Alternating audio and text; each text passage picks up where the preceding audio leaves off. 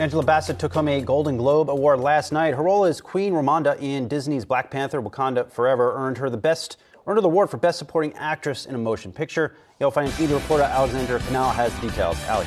Yeah, and this is the first Golden Globe win for a Marvel movie in history, which is a pretty big deal for Disney. And in fact, Angela Bassett is the first actor ever to win a major individual acting award for the MCU. And this has long been debated in Hollywood, the types of films, the genres of films that typically see the love at these award shows. This was a big topic of conversation last year after Spider-Man: No Way Home, despite crushing box office records, earning nearly $2 billion worth of ticket sales, it did not get nominated for an Oscar. So superhero films just do not receive the same level of prestige, at least from some of these Hollywood award shows. So this could be a potential momentum shift there. Overall, though, if we take a look at the Globes as a whole, and this is an award show that doles out awards for both TV and film, we saw a pretty strong showing from Warner Brothers Discovery, which, by the way, received yet another upgrade on Wall Street from Guggenheim this morning. The combined HBO and HBO Max earned 4 total wins,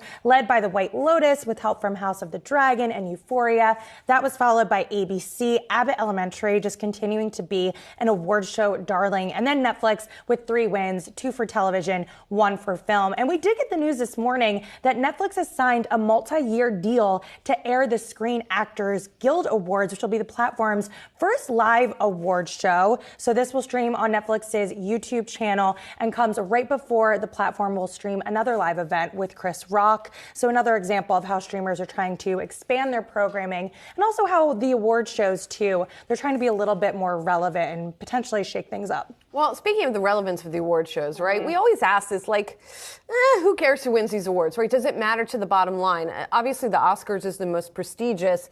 Do the Golden Globes move the needle at all? There have been evidence in the past when it comes to box office bumps for certain movies, ratings bumps for certain TV shows. However, I think with streaming coming into the mix, that has sort of muddled the waters in a sense. And I think it's harder to really track that bump. And I think it's also a different time. You know, even for the Globes, it wasn't heavily promoted. I didn't see a lot about it. There was a lot of controversy surrounding this award show. So I'm curious how the ratings will be reflected. But if it's another rating bomb, I wouldn't be surprised if we saw more of these shows move to a live stream YouTube type of format rather than airing on cable television. Back to House and Mouse for a second here. Disney listening to guest feedback and making some changes at its parks. So can you tell us a little bit more about that? Yeah, and there's been a lot of backlash from fans when it comes to long wait times for rides, really high prices. This was a huge criticism in the Bob Chapek era, and now Disney is responding. Some of these updates include things like more access to lower ticket prices, earlier swap times for those who purchase park hopper passes, more incentives for annual pass holders, like being able to enter the park in the afternoon without a reservation, along with some complimentary offerings like photo downloads, free parking if you are staying at a Disney resort. So if you're a Disney fan, this is something that you wanted to see. Josh D'Amaro, he leads the park division at Disney. He said this is just the start of many changes coming to the company, but it does mark the first major change within the park division since Bob Iger has taken back over the company as CEO. So we'll see how this is going. We do know people are going to the parks. They're spending at the parks. Guggenheim anticipates a 13% growth rate once Disney reports earnings next month. We'll see how all of this is reflected. Yahoo Finance's own Allie Canal breaking down everything entertainment business news for us. We appreciate it.